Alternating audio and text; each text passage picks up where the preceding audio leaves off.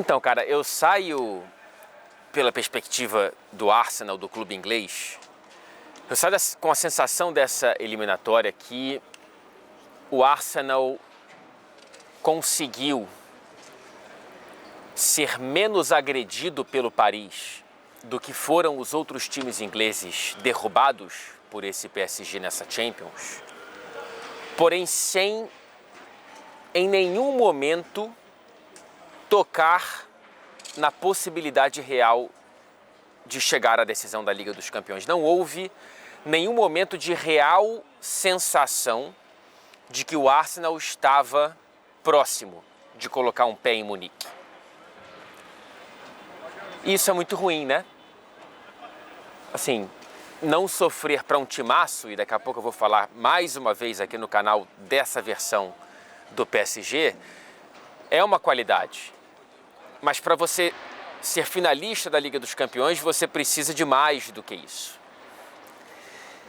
E houve momentos do jogo de hoje em que o Arsenal flertou com uma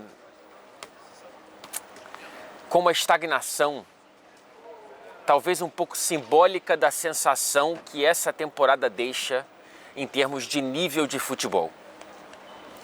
Porque o Arsenal não deu um passo para frente pela primeira vez em muito tempo no processo Mikel Arteta, na construção da era Arteta. Essa temporada, é claro, ela chega em pontos em que o Arsenal não chegava há muito tempo na Champions, uma semifinal depois de 16 anos, por exemplo, mas quando você olha para o geral, o Arsenal jogou menos bola do que nas últimas duas temporadas. O Arsenal ameaçou menos a liderança da Premier League do que nas últimas duas temporadas, caiu muito cedo na FA Cup e jogou pior. No fim das contas é esse o ponto. Então a estagnação que deu para perceber em certos momentos do jogo, uma falta de senso de urgência, uma falta de, sei lá, bicho, uma falta de algo que desse a sensação de que esse time veio aqui para resolver a vaga em Munique. Houve outros momentos da partida em que essa sensação veio. O começo do jogo do Arsenal é muito bom. Os primeiros 10 minutos, 15 minutos, 20, 30, depois começa a arrefecer, são realmente muito bons. É um Arsenal que não deixa o Paris Saint-Germain respirar, é um Arsenal que para em Donnarumma, mais uma vez sendo absolutamente decisivo para a passagem de fase do PSG.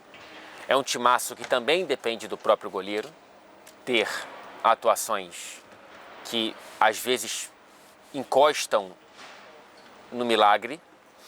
O Donnarumma foi decisivo na disputa de pênaltis contra o Liverpool, muito bom, milagroso contra o Aston Villa.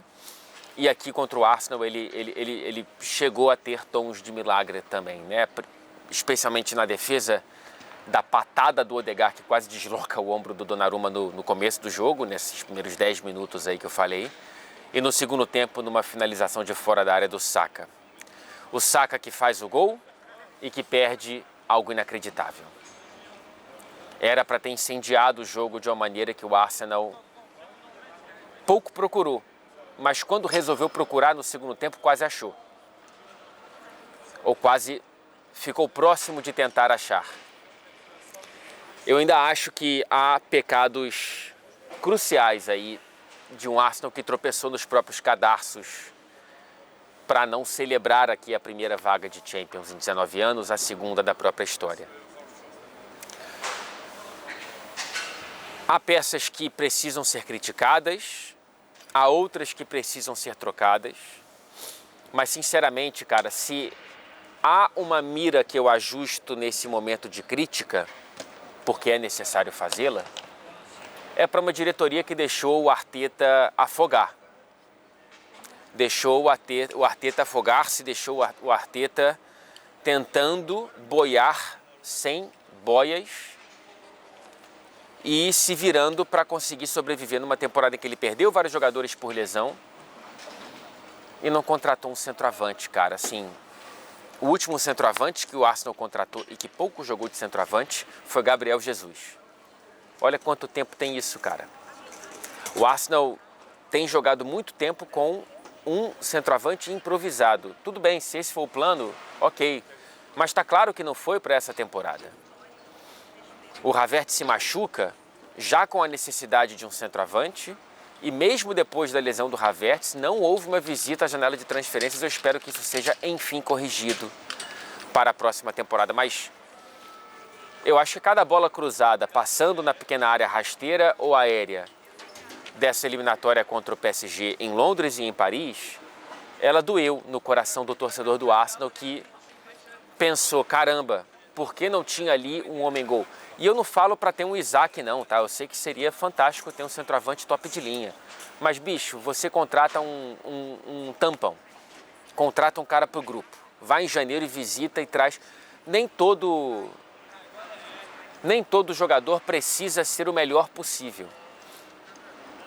Nem todo jogador precisa ser algo já pronto antes de chegar no seu clube. E eu entendo que a posição de centroavante é uma que o Arsenal precisa se reforçar para o time titular, mas dessa vez era para se reforçar para terminar a temporada. E eu acho esse um pecado capital. Das contratações para essa temporada, o único que deu certo foi o Merino e ainda assim deu certo mesmo depois de improvisado como centroavante. O restante não foi tão preponderante assim, seja por lesões ou por questões técnicas. Quem passa para a final aqui em Paris contratou nessa temporada Pacho, Désiré Doué, João Neves e Kvaratskhelia esse último em janeiro. Não é tão por acaso assim, vai. Então, cara, e aí quando você olha para o tal do XG, que analisa a quantidade e a qualidade das chances criadas, no confronto foi 5-3 para o Arsenal contra o PSG. Ainda assim, criou chances razoavelmente claras que poderiam ter classificado esse clube, não fosse Donnarumma e não fosse a própria ineficiência. Também é uma característica de um time que não tem um homem-gol, um matador, e que o Arsenal já tropeçou várias vezes nessa temporada e em outras. Domina, cria e perde chances, nem sempre o jogo. E dessa vez perdeu o jogo e a classificação de um momento raro. Não é simples chegar numa semifinal de Liga dos Campeões. O Arsenal segue caminhando na direção certa, não tem nenhuma crise aqui em relação ao Arteta, apesar de ter uma crítica pontual a ele nesse jogo, e eu já a faço. Mas, sinceramente, há problemas que têm que ser revisados, especialmente em tanto dinheiro investido nas últimas janelas de transferências, que produzem um time consistente, porém que para brigar por grandes títulos em uma liga super competitiva e numa Champions que sempre vai ter os tubarões, você precisa de algo maior do que uma consistência. A consistência é a base. O Arsenal construiu os pilares, a fundação, agora precisa de um telhado bonito.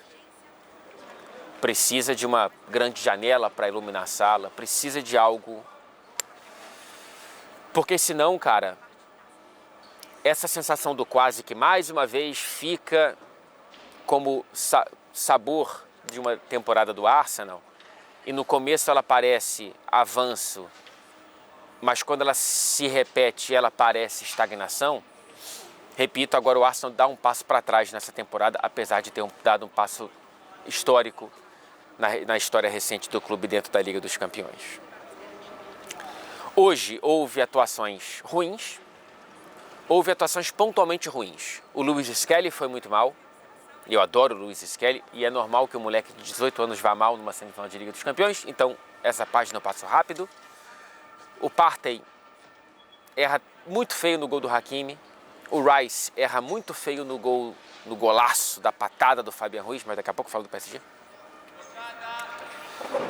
Mas existe mais uma vez aí minha irritação com o Odegaard, bicho. Assim, eu já falei isso no vídeo da semana passada, repito, e vou seguir insistindo, porque quem era para trazer o telhado bonito e a janela grande, não está conseguindo iluminar as partidas. O Odegaard hoje teve possibilidades de ser o que o Arsenal precisava que ele fosse e ele não o foi.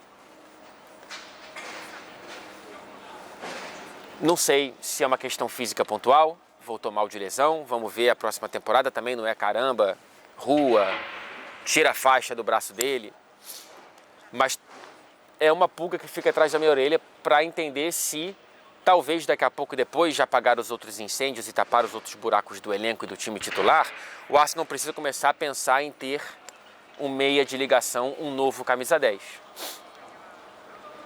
Talvez seja no Nwaneri, mas eu não sei porque eu não vejo o Nwaneri jogar, ou tenho visto tão pouco nos últimos meses, ou aconteceu algo nos bastidores que a gente não sabe, ou o Mikel Arteta papou mocha. Cara, porque o Nwaneri teve só poucos minutos nesse confronto.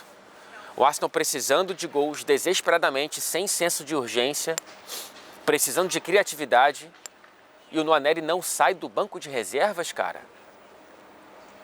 Ah, tem só 18 anos. O Luiz Skelly também. Eu sei que eu não quero que ele seja titular, eu sei que ele não está pronto para isso, mas dadas as circunstâncias, e essa é uma crítica que eu faço ao Arteta hoje, por que não? As trocas foram só 6 por meia dúzia. Timber por White, Martinelli por Trossard, Luiz Skelly por Calafiori. É isso mesmo? Eu sei, o banco não ofertava muito pelas lesões. Outros pontos por visitas erradas ao mercado. O que o Sterling estava fazendo aqui? Se o Sterling não está aqui para entrar no jogo desse, por que ele veio?